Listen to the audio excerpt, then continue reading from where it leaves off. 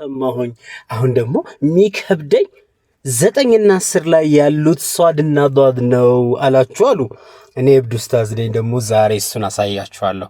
እንደምታውቁት በዚህ ቪዲዮ ላይ በጣም ብዙ ወንድምናቶቻችን ይመለከታሉ። አንዴ ላይኩን ሼር አድርጋችሁ ሰዎች ቁርአን እንዲቀላል እንደሆነ ማየት እንዳለባቸው በእናንተ ምክንያት ሰበብ መሆን አለበት። የላ ሷድ ዷድ የዛሬ ፊደላችን ይኸውላችሁ ነግሬያችኋለሁ።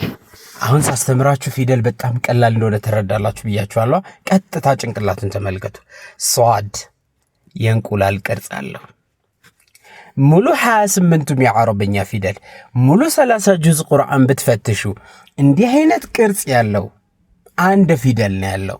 ነጥብ ከሌለው ሷድ ሱ ሲ ሷ፣ ነጥብ ካለው ዷድ ዱ ዲ ዳ ወለ ዳሊን። ስለዚህ በቃ እንዲህ አይነት የእንቁላል ቅርጽ ያለው ይሄ እንደዚህ ድንች የሚመስል ካያችሁ ማን ነው? ሷድና ዷድ ነው ማለት ነው። እየተግባባን ነው። ማሻአላህ ተባረከላህ። ታዲያ እንዴት ነው ቁርአን ላይ ተያይዘው ወይም እኔ ስጽፈው እንዴት ነው? አብረን እኔ ማንኛውም የአረብኛ ፊደል እግሩ ምን ያደርጋል ብያችኋል? እግሩን ከሌላ ፊደል ጋር ለመያያዝ ስለሚፈልግ ያዞረዋል ብያችኋል። ስለዚህ አሁን ሷድ በቃላት መጀመሪያ ሲመጣ አላህ እዩት። ከሷድ ቀጥሎ ላምን እንቀጥላ ይላችሁ። አብዛኞቻችን አሊፍ ትምህርት ቤት የሚመጡ ወንድምና እህቶቻችን እንደው ፊደል መለየት ይከብደኛል ነው የሚሉት።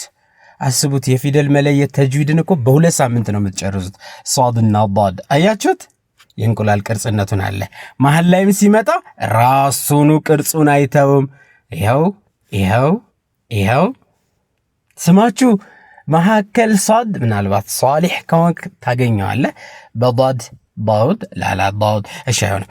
ዷድ ይኸው መጨረሻ ሲመጣስ ተመልከቱ። ማሻአላህ ተባረከላህ።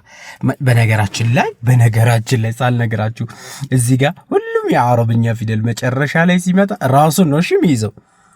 በቃ የአረብኛ ፊደል የሚለየው እኮ መጀመሪያ ላይና መሃል ላይ ሲመጣ በሆነ በቃል መሃል ላይና በቃል መጨረሻ ላይ ሲመጣ ያለው ብቻ ነው የሚለየው። እሺ ወንድምናቶቼ፣ ለማንኛውም አህለል ቁርአን ይህንን አረፋ በዓል ከመድረሱ በፊት ነው ይህን ቪዲዮ መለቅላችሁ።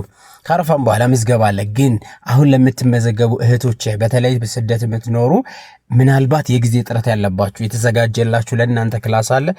የሚገርም እናንተን ለማገዝ በማሰብ ያዘጋጁት ዲስካውንት አለ።